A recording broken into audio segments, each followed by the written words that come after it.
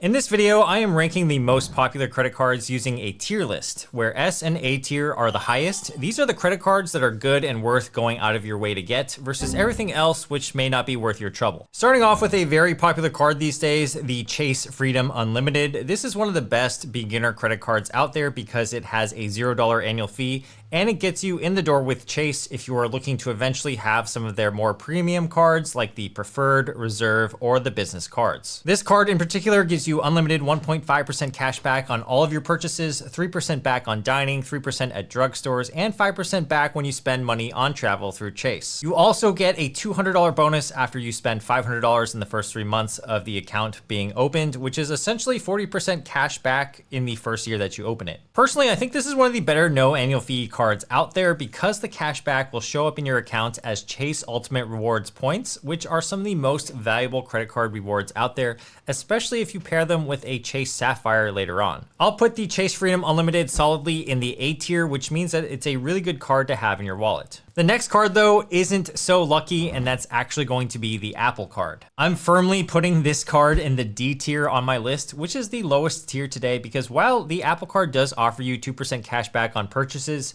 you actually have to use Apple Pay in order to get that 2% cash back. Not everybody has or uses Apple Pay, so if you somehow forget to use Apple Pay or use the physical card itself, you will only get 1% back on all of your purchases. In my opinion, the Apple Card has a great user interface and it's super accessible and easy to apply for since you can do it all on your phone, but the cashback rewards are just straight up weak. If you want a straight cashback card, there are many other options that we'll talk about later on in this video, but the Apple Card is one that you can definitely pass on. Not to mention, a huge reason for some of these cards today being excellent really just hinges on their sign-up offer, which the Apple Card, it doesn't even offer one. For these reasons, I think the Apple Card is super overrated, even though the card physically is titanium and metal. It's just a card that I'm not actively getting. Now, if we want to talk about cards I am actively seeking to get, we have our first S-tier credit card that I'm talking about today, which has a huge sign-up bonus and is one of the best all-around credit cards out there for everyday spend, and that, in my opinion, is the American Express Gold Card. This is the card that I use the most often in my wallet, and there's a good reason for it because the welcome offer on this card can be as high as 100,000 points,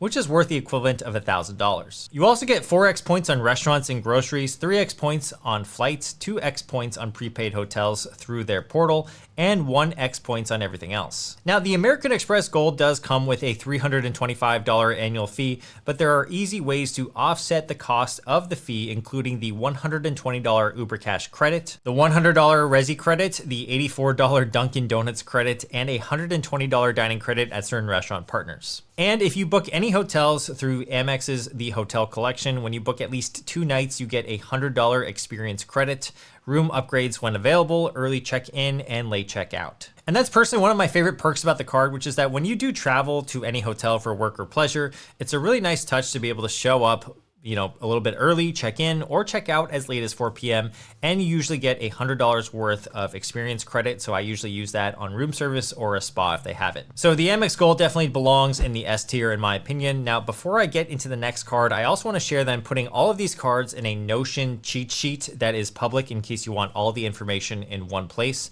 I will link to that spreadsheet down in the description below in case you want to reference that later. For now though, let's go to another card where if you don't want to spend over $300 on an annual fee, this one has a $0 annual fee and it offers you a ton of cashback value, and that is the Capital One Saver card. This card gets you 3% cashback on restaurants, groceries, and popular streaming services, 1% cashback on everything else, and 5% cashback on travel booked through Capital One Travel. The best part is that the sign-up bonus is typically very good. You get a $200 cash bonus after you spend $500 in the first 3 months, plus a $100 Capital One travel credit during your first year. So that's essentially 60% cash back on your first $500 in spend if you can manage to spend that within the first 3 months, which I think is very doable. You also have the option to convert the cash back to Capital One miles and transfer them to various hotel and airline partners, which I think can be very helpful if you carry the more premium older brother credit card to this card, which is the Capital One Venture X, which we will talk about later. For these reasons, I think this card belongs solely in the A tier. I think it's a credit card that you should plan to have if you want to have the Capital One Venture X at some point in your life. Speaking of must-have credit cards though, let's talk about business credit cards now. I wanted to make sure I at least covered 2 of the best business credit cards available on the market right now, and that is, in my opinion, the Chase Business Inc. Unlimited and the Chase Business Inc. Cash. If you have a small business or a sole proprietorship, or even a big business, you can apply for these cards, and these are great to get rewarded for the spend you are already making for your business. Both cards usually have great welcome offers, so you want to make sure to check their respective pages to see what you can get for signing up. Both cards also have a $0 annual fee, which is really refreshing to see on a business card. That means it basically costs you nothing to get rewarded. The Inc. Cash rewards you with 5% cash back on office supply stores, internet, cable, and phone on the first $25,000 that you spend every year, as well as 2% cash back at gas stations and restaurants, again up to $25,000 spent, and 1% back on everything else. The Inc. Unlimited earns you 1.5% unlimited cash back on all your purchases, and I love that it's just super straightforward. And just knowing that you're getting 1.5% cash back on all of your business expenses can be really powerful. For both of these cards, the cash back is awarded to you in the form of Chase Ultimate Rewards points, which are really great if you want to take advantage of them for hotels and airlines. For these reasons, I think if you have a business, these are the best credit cards for that purpose, and these belong squarely in the S and A tier as well. The Inc. Unlimited will be in the S tier just because of the flexibility of the cash back, and then the Inc. Cash will be in the A tier only because the cash back categories are slightly more restrictive. All right, so far we've talked about some cards with $0 annual fees, some with higher annual fees like the Amex Gold, but what about cards with a reasonable annual fee? That's where the Chase Sapphire Preferred comes in. For a $95 annual fee, you get a lot of value. Not only do you get 3x points on dining, 2x points on travel, and 1x points on everything else, you also get a $50 hotel credit every single year, and the welcome offer gives you 75,000 bonus points if you spend $5,000 in the first 3 months, which is the equivalent of $750 in cash, or it could be worth up to $1,500 if you use it on travel through the Chase portal. That's the equivalent of $600 in cash, or it could be worth up to $750 if you use it on travel through the Chase portal. When you combine this card with a Chase Freedom Unlimited, a Chase Freedom Flex, or perhaps a Chase Sapphire Reserve, which we will talk about later, you can really maximize your value in all of the ways that you spend. I would say if you are someone that already has a couple $0 annual fee credit cards and you're looking to step up your credit card game to start maximizing rewards and points specifically for travel, then the Chase Sapphire Preferred is the best gateway card out there. For these reasons, I'm going to put this card squarely in the A tier today. Changing gears now, let's talk about some of the most popular retail credit cards out there, which are the Citi Costco Anywhere Visa and the Chase Amazon Prime Visa. These cards are really good if you shop at Costco or if you shop at Amazon regularly. With the Costco card, you get 5% cash back on gas at Costco, 3% back at restaurants and travel, and 2% back on Costco and Costco.com purchases in general. You also get 1% cash back on everything else. So I think that if you shop at Costco or your life revolves around one Costco trip or 2 Costco trips a week, you are going to love this card, and there's also a $0 annual fee. I will say though, there is no intro offer when it comes to this card, so that's a little bit of a bummer. The Amazon Prime Visa is also very similar. You will get 5% cash back on Amazon and Amazon Fresh, 5% back at Whole Foods Market, 5% back at Audible.com, and 2% back at gas stations, restaurants, and local transit. You also then get 1% back on all other purchases and 5% back on Chase Travel. Now, there is no annual fee with this card as well, but I really think it only makes sense to use this card if you're spending a lot of money on Amazon. Therefore, I think both the Costco and the Amazon Prime card here are going to be solidly in the B tier. They would be in the A tier if they were more versatile. However, both cards are super specific in that they really require you to shop at their respective stores to make them worth it. These are cards I'm not really going out of my way to get, but if somebody tells me that they have these cards, I'm not generally upset about it. I'm just like, oh, nice. But still, for maximizing credit card rewards, I think these belong in the B tier. Next up on our list is the Citi Double Cash card. This is a no frills, no annual fee, 2% cashback card. You get 1% back when you make a purchase and 1% back when you pay it off. There are no categories to keep track of, no spending caps to worry about, and no rotating bonuses that change every quarter. It's just straight up 2% cashback on all of your purchases, making it perfect for everyday spending. And the standard offer is to give you $200 back when you spend $1,500 in the first 6 months. I think there are some better cashback cards out there these days, but this was the original one that really piqued my interest back in the day when I was getting into credit cards. This lands it squarely in the B tier. It's not amazing by any means. You can definitely get better, but I still like the concept. The next card though belongs in the A tier, and that is the Bilt MasterCard. This is the card that gives you rewards for paying your rent on it. So that's right, with this card, you actually can pay your rent with this card and you will get get points for paying your rent. You get 1x bill points per dollar on rent for up to $100,000 worth of rent payments per year. Instead of paying 2.9% of a transaction fee for paying your rent via credit card, Bilt will waive that fee so you don't pay any fees for paying your rent. And that's the huge reason to get this card, which is that many credit card companies won't waive the transaction fee when you charge your rent to your credit card. So this is one of the only ways to get rewarded for what is going to be probably the biggest expense for the majority of people. This card also has a $0 annual fee, which is great. And to qualify for the Bilt rewards, you just have to know that you must use the card 5 times each statement period in order to qualify for the Bilt points. Your rent payment will count as one of those transactions. And with the other 4 transactions, if you really wanted to just use this card for rent and rent alone, you could just charge 4 smaller charges to the card itself every single month. All right, now it's time we talk about another premium travel credit card today, and this one is another card that will belong in the S tier, and it's the Capital One Venture X card. The standard welcome offer gives you 75,000 miles if you spend $4,000 in the first 3 months, which is the equivalent of $750 in bonuses, and you also get a $120 global entry or TSA pre-check credit. Now, the annual fee is $395 per year, but this can easily be offset by the $300 annual travel credit and the 10,000 bonus miles you get every single year for owning the card, which is the equivalent of $100 in bonuses. You get 10x miles on hotels and rental cars booked through Capital One Travel, 5x miles on flights and vacation rentals, and 2x miles on all other purchases every day. That's the equivalent of around 2% cashback in points, and you will also get access to over 1,300 Capital One lounges at airports. So if your home airport has a Capital One lounge, it will be really nice to have this card. If you also have the Capital One Saver, you now have what's called the Capital One Duo, which is a very popular term, and it just means that you have both of those cards. In that setup, you would use your Capital One Saver for everything that is 3%, for example, groceries, dining, and entertainment, and then you would use the Venture X for everything else. It's a pretty much brainless setup with no headaches, and the Saver rewards are then transferable to the Venture X, so it's a really great synergistic combo. So the Venture X is definitely an S tier card in my book, but now I think it would be fun to talk about some cards that I probably am not going to be getting and belong in a lower tier that you should be aware of. And those are the airline credit cards, like the American Express Delta SkyMiles card, the American Airlines credit card by Citi, and also the United Explorer card. All of these cards are super airline specific, and if you aren't a frequent flyer, you should not be getting these cards. However, I could see a case that, for example, if you fly United a lot, it might be worth getting the United specific card.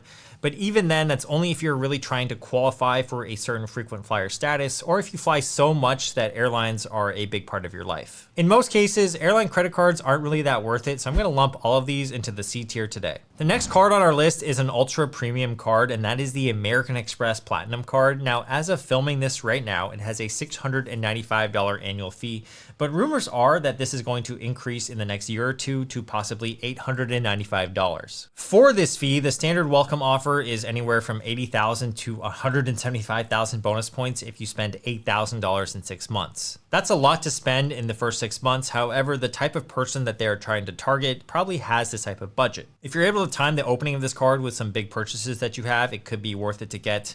Now, this used to be one of my favorite cards, but honestly these days, I think the best reason to even have this card is just for the lounge access. You can still make up the annual fee pretty easily with the $200 hotel credit, the $240 entertainment credit, the $200 in Uber Cash and airline fee credits, and miscellaneous other credits like the $300 Equinox credit, the Saks credit, or the Walmart Plus credit. Now, I think that if you use 60% or more of the perks, then you can easily justify this card easily because you will probably make up the annual fee.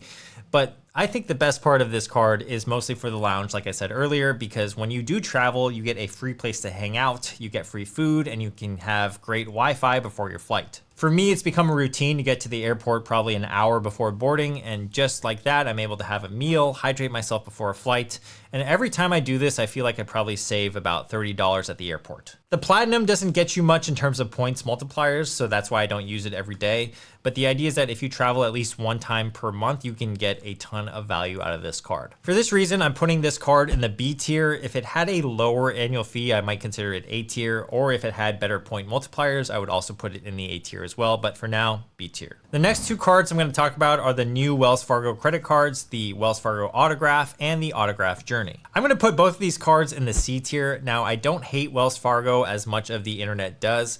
And I don't think that these cards are bad per se. They're actually fine for someone who just doesn't have a lot of cards or just wants something simple and easy and straightforward. But I think if we're talking about maximizing credit card rewards and maximizing credit card points, I think there are just a lot more better options out there. For example, let's look at the Wells Fargo autograph card. It has 3x points on multiple categories like restaurants, gas, and transit, and a 20,000 point welcome bonus when you spend $1,000. Again, that's not bad, but when it comes to transfer partners, that is where Wells Fargo lacks a little bit compared to, say, the Chase suite of cards. I do acknowledge that the Wells Fargo autograph doesn't have an annual fee, but a huge reason why we rank cards on this channel the way that we do is to try to maximize the value that we're going to get for our spend. Now, for that reason, I think the autograph and the autograph journey are still a little bit behind the other cards in today's list, and I will put them in the C tier for now, but I think that for the right person, they could easily be in the B tier as well. The next card we're going to talk about is something very new, and I'm excited to talk about it. It's the Robinhood Gold card, and I believe that this belongs in the S tier category. The Robinhood card offers 3% cash back across the board on all categories, no foreign transaction fees, and the annual fee is free if you have the Robinhood Gold subscription. The subscription itself is $5 a month, and it offers you a bunch of perks for their Robinhood investing platform.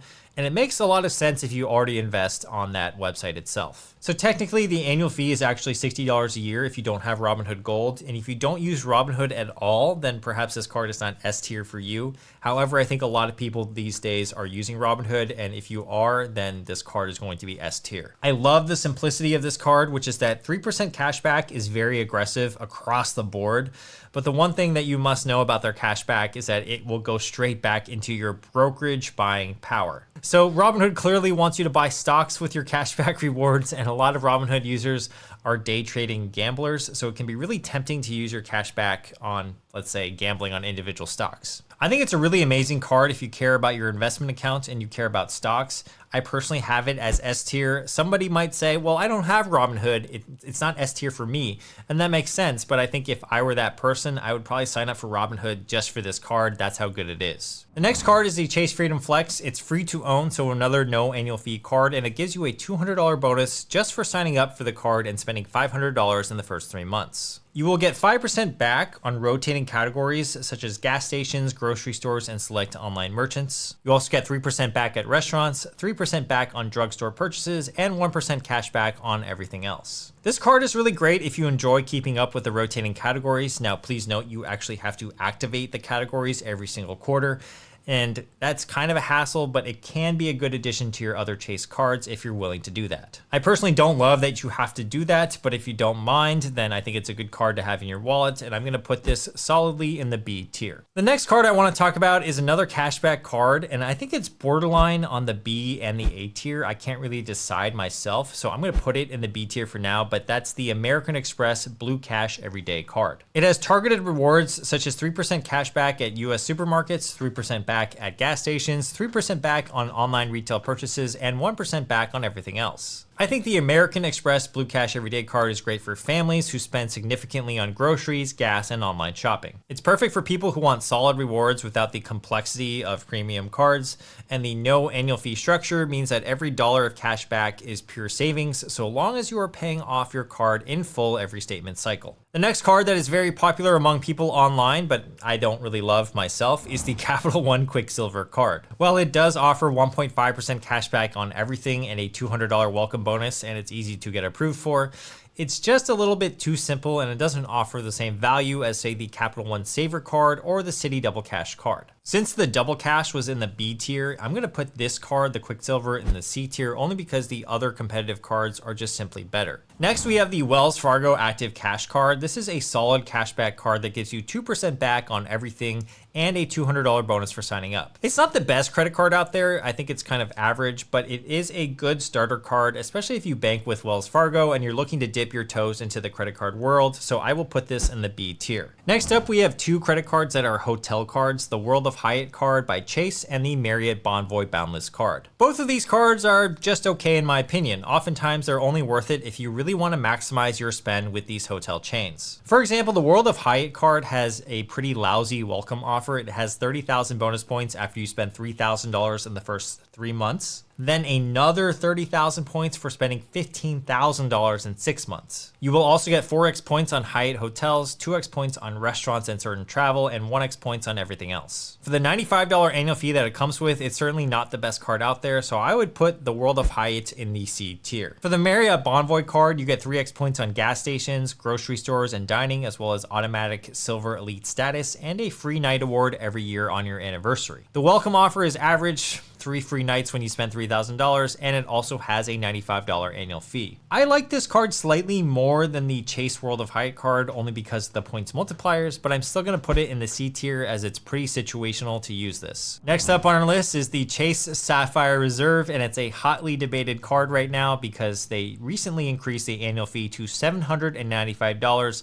up from $550. On one hand, they increase the amount of credits that you get. You now get $500 to their hotel collection, $300 in credit to certain restaurants, and $300 to StubHub. Now, here's the thing though, while an extra $1,100 in statement credits can outweigh the extra $245 annual fee that they increased, I would probably have to spend more money overall to justify the cost and go out of my way to actually use those credits. While you do get 8x points on Chase travel purchases and 4x points on flights and hotels and 3x points on dining, you'll also probably need a spreadsheet to keep track of all the perks and the statement credits that they offer. The one saving grace is that the welcome offer is usually pretty good, between 100,000 and 125,000 points when you spend $5,000 to $6,000 in the first 3 months. But honestly, with this card, I would take a hard look at all of the benefits, see if it fits your lifestyle, and only then would I apply for this card. What used to be the premium travel credit card that I would have considered A tier or maybe even S tier, I think that the new changes now make it a solid B tier card. It's just okay, and it's only in specific cases would I actually consider it worth getting. I think that the Unlimited, the Flex, or the Preferred by Chase all provide more value and get you in the Chase door a little bit better. I'm curious to think what your thoughts are down below, so let me know. The next card on our list is the Citi Custom Cash card. It's one of these cards that sits in a little bit of a weird spot among the entire landscape because it does offer you 5% cash back on one category, and that category is the one that you spend the most money in. An eligible category, for example, are restaurants, gas stations, grocery stores, home improvement stores, fitness clubs, etc. But here's the catch. The cash back you can get is only up to $500 that you spend per billing cycle. That means your cash back is essentially capped at $25 cash back per billing cycle, which is really not that great. With a $0 annual fee and a $200 cash back welcome offer after you spend $1,500 in the first 6 months, it's not the worst card out there, but I would prefer something that's a little bit more simple and straightforward. I'm putting this card in the C tier only because I think there are way more competitive cards out there. The next credit card is very popular, and it's the Discover It cashback card. With this card, you get 5% cash back on rotating categories every single quarter and 1% cash back on everything else. The rotating categories you have to keep track of, but if you're able to do this, you can really maximize the rewards from this card. There is no annual fee for this card, and it's easy to get approved for, and what's crazy is that they have the cash back match for the first year that you have this card with no limit on that cash back. So that means effectively in the first year, if you earn, say, $500 in cash back, they will match it and give you another